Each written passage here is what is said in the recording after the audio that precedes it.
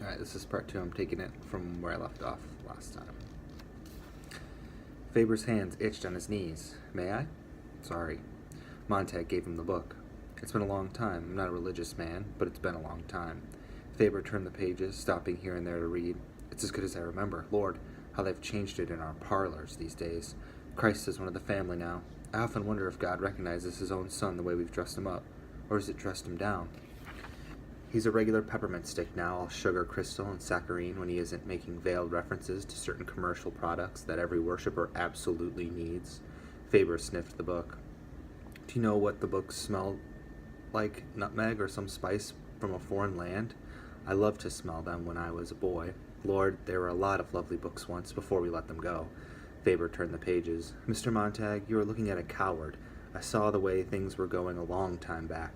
I said nothing.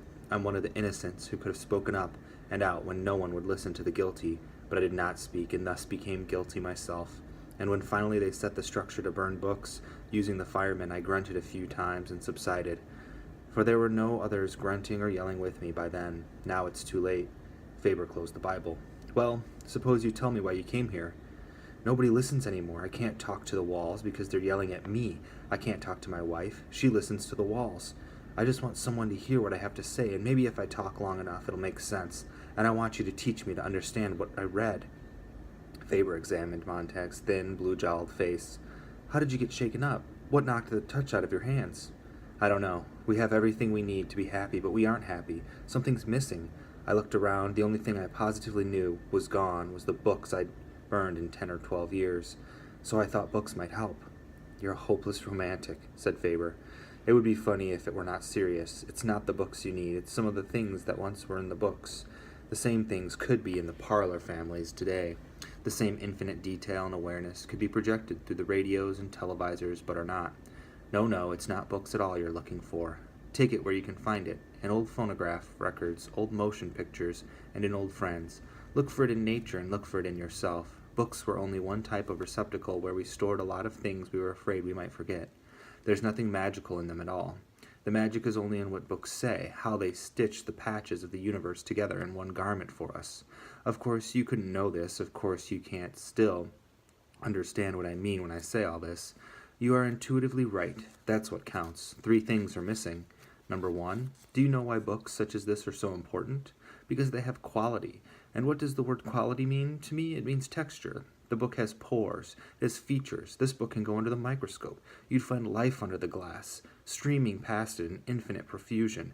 The more pores, the more truthfully recorded details of life per square inch you can get on a sheet of paper, the more literary you are. That's my definition anyway, telling detail, fresh detail. The good writers touch life often. The mediocre ones run a quick hand over her. The bad ones rape her and leave her for the flies. So now do you see why books are hated and feared? They show the pores in the face of life.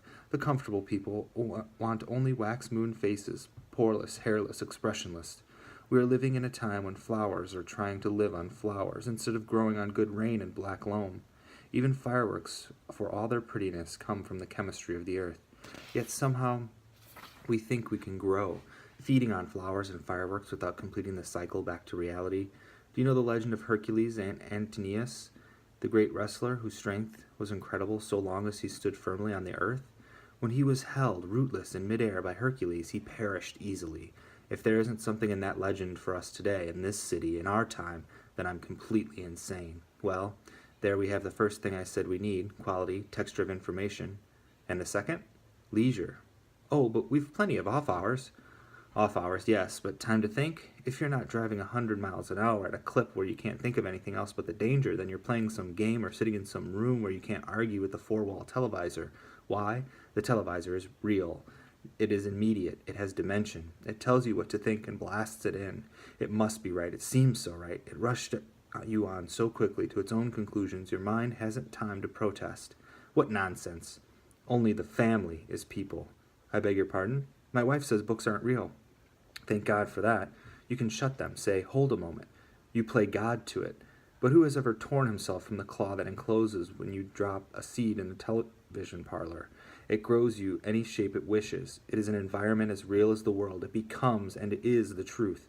Books can be beaten down with reason, but with all my knowledge and skepticism, I've never been able to argue with a 100-piece symphony orchestra, full color, 3 dimensions, and being in a part of those incredible parlors. As you see, my parlor is nothing but 4 plaster walls, and here, he held out 2 small rubber plugs, for my ears when I ride the subway jets. Denums dentrifice. They toil not, neither do they spin, said Montag, eyes shut. Where do we go from here? Would books help us? Only if the third necessary thing could be given us. Number 1, as I said, quality of information. Number 2, leisure to digest it. And number 3, the right to carry out actions based on what we learn from the interaction of the first 2. And I hardly think a very old man and a fireman turned sour could do much this late in the game. I can get books. You're running a risk. That's the good part of dying. When you've nothing to lose, you run any risk you want. There, you've said an interesting thing, laughed Faber, without having read it. Are things like that in books? But it came off the top of my mind. All the better. You didn't fancy it up for me or anyone, even yourself. Montag leaned forward. This afternoon I thought that if it turned out that books were worthwhile, we might get a press and print some extra copies. We? You and I? Oh no, Faber sat up. But let me tell you my plan. If you insist on telling me, I must ask you to leave. But aren't you interested? Not if you start talking the sort of talk that might get me burnt for my trouble. The only way I could possibly listen to you would be if somehow the fireman structure itself could be burnt.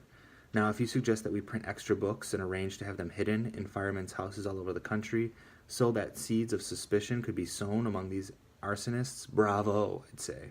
Plant the books, turn in an alarm, and see the firemen's houses burn. Is that what you mean? Faber raised his brow and looked at Montag as if he were seeing a new man. I was joking. If you thought it would be a plan worth trying, I'd have to take your word it would help. You can't guarantee things like that, after all. When we had all the books we needed, we still insisted on finding the highest cliff to jump off. But we do need a breather. We do need knowledge. And perhaps in 1,000 years we might pick smaller cliffs to jump off. The books are to remind us what assets and fools we are. There's Caesar's Praetorian Guard whispering as the parade roars down the avenue. Remember, Caesar, thou art mortal. Most of us can't rush around. Talk to everyone, know all the cities of the world. We haven't time, money, or that many friends. The thing you're looking for, Montag, are in this world. But the only way the average chap will ever see 99% of them is in a book. Don't ask for guarantees, and don't look to be saved in any one thing, person, machine, or library. Do your own bit of saving, and if you drown, at least die knowing you are headed for shore. Faber got up and began to pace the room. Well, asked Montag, you're absolutely serious. Absolutely. It's an insidious plan, if I do say so myself. Faber glanced nervously at the bedroom door. To see the firehouses burn across the land, destroyed as hotbeds of treason, the salamander devours his tail. Oh, God. I've a list of firemen's residences everywhere, with some sort of underground. Can't trust people, that's the dirty part. You and I and who else will set the fires? Aren't there professors like yourself, former writers, historians, linguists? Dead or ancient. The older the better, they'll go unnoticed. You know dozens, admit it. Oh, there are many actors alone who haven't acted Pirandello or Shaw or Shakespeare for years because their plays are too aware of this world. We could use their anger, and we could use the honest rage of those historians who haven't written a line for 40 years. True, we might form classes in thinking and reading. Yes, but that would just nibble the edges. The whole culture is shot through. The skeleton needs melting and reshaping. Good God, it isn't as simple as just picking up a book you laid down half a century ago. Remember, the firemen are rarely necessary. The public itself stopped reading up of its own accord. You firemen provide a circus now, and then at which buildings are set off and crowds gather for the pretty blaze, but it's a small sideshow indeed, and hardly necessary to keep things in line. So few want to be rebels anymore, and out of those few, most, like myself, scare easily. Can you dance faster than the White Clown, shout louder than Mr. Gimmick, and the parlor families? If you can, you'll win your way, Montag. In any event, you're a fool. People are having fun. Committing suicide, murdering. A bomber flight had been moving east all the time they talked, and only now did the two men stop and listen, feeling the great jet sound tremble inside themselves. Patience, Montag. Let the war turn off the families. Our civilization is flinging itself to pieces. Stand back from the centrifuge. There has to be somebody ready when it blows up. What? Men quoting Milton? Saying, I remember Sophocles? Reminding the survivors that man has his good side too? They will only gather up in their stones to hurl at each other. Montag, go home. Go to bed. Why waste your final hours racing about your cage, denying you're a squirrel? Then you don't care anymore. I care so much I'm sick. And you won't help? Good night. Good night. Montag's hand picked up the Bible. He saw what his hands had done, and he looked surprised. Would you like to own this? Faber said. I'd give my right arm. Montag stood there, waited for the next thing to happen. His hands by themselves, like two men working together, began to rip the pages from the book. The hands tore the flyleaf, and then the first, and then the second page. "Idiot, what are you doing?" Faber sprang up as if he had been struck. He fell against Montag. Montag warded him off and let his hands continue. 6 more pages fell to the floor. He picked them up and wadded the paper under Faber's gaze. "Don't, oh don't," said the old man. "Who can stop me? I'm a fireman. I can burn you." The old man stood looking at him. "You wouldn't." "I could." "The book, don't tear it any more." Faber sank into the chair, his face very white, his mouth trembling. "Don't make me feel any more tired. What do you want?" "I need you to teach me." All right. Montag put the book down. He began to unwad the crumpled paper and flatten it out as the old man watched tiredly. Faber shook his head as if he were waking up. "Montag, have you any money?" "Some. $500. Why?" "Bring it. I know a man who printed our college paper half a century ago.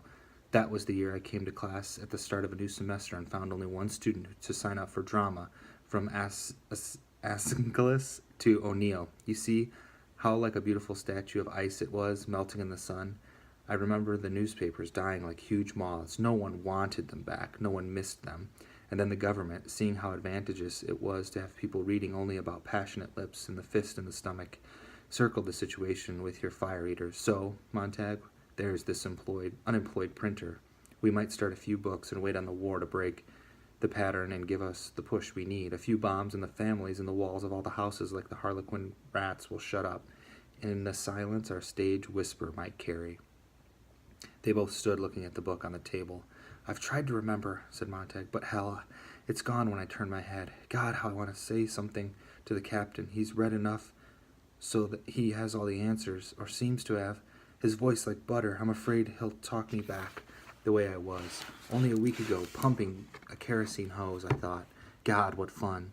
The old man nodded. "Those who don't build must burn. It's as old as history and juvenile delinquents." "So that's what I am?" "There's some of it in all of us." Montag moved toward the front door. "Can you help me in any way tonight with the fire captain? I need an umbrella to keep off the rain. I'm so damned afraid I'll drown if he gets me again." The old man said nothing, but glanced once more, nervously, at his bedroom. Montag caught the glance. "Well?" The old man took a deep breath and held it and let it out. He took another, eyes closed, his mouth tight, and at last exhaled. "Montag," the old man turned at last and said, "Come along. I would actually have let you walk right out of my house. I am a cowardly old fool." Faber opened the bedroom door and let Montag into a smaller chamber where stood a table upon which a number of metal stools lay among a welter of microscopic wire hairs, tiny coils, bobbins, and crystals. "What's this?" asked Montag. "Proof of my terrible cowardice. I've lived so alone for many years, throwing images on the walls with my imagination, fiddling with electronics. Radio transmission has been my hobby. My cowardice is of such a passion, complementing the revolutionary spirit that lives in its shadow. I was forced to design this." He picked up a small green metal object no larger than a .22 bullet. "I paid for all this. How?" "Playing the stock market, of course, the last refuge in the world for the dangerous intellectual out of a job. Well, I played the market and built this, and I've waited trembling, half a lifetime for someone to speak to me. I dared to speak to no one. That day in the park when we sat together, I knew that some day you might drop by with fire or friendship. It was hard to guess. I've had this little item ready for months, but I almost let you go, and I'm that afraid. It looks like a seashell radio, and something more. It listens. If you put it in your ear, Montag, I can sit comfortably at home, warming my frightened bones, and hear and analyze the fireman's world, find its weaknesses without danger. I'm the queen bee, safe in the hive. You'll be the drone and traveling ear. Eventually I could put out ears into all parts of the city, with various men, listening and evaluating. If the drones die, I'm still safe at home, tending my fright with a maximum of comfort and a minimum of chance. See how safe I play it? How contemptible I am?" Montag placed the green bullet in his ear. The old man inserted a similar object in his own ear and moved his lips. "Montag," the voice was in his head. "I hear you." The old man laughed. "You're coming over fine, too," Faber whispered, but the voice in Montag's head was clear. "Go to the firehouse when it's time. I'll be with you. Let's listen to this Captain Beatty together. He could be one of us. God knows. I'll give you things to say. We'll give him a good show. Do you hate me for this electronic cowardice of mine? Here I am sending you out into the night while I stay behind the lines with my damned ears, listening for you to get your head chopped off." "We all do what we do," said Montag. He put the Bible in the old man's hands. "Here, I'll chance turning in a substitute tomorrow. I'll see the unemployed printer. Yes, that much I can do. Good night, Professor. Not good night. I'll be with you the rest of the night. A vinegar gnat tickling your ear when you need me. But good night and good luck anyway. The door opened and shut. Montag was in the dark street again, looking at the world.